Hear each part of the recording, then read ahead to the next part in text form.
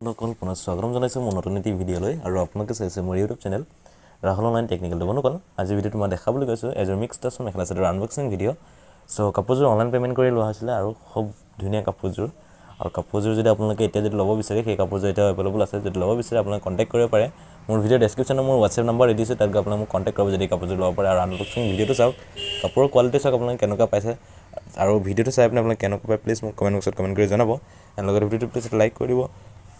share কৰি দিব আৰু চেনেলটো যদি আপোনালোকে ছাবস্ক্ৰাইব কৰে তেন্তে আপোনালোকে প্লিজ চেনেলটো ছাবস্ক্ৰাইব কৰিব কাষত থকা বেল আইকনৰ বালটো প্ৰেছ কৰিব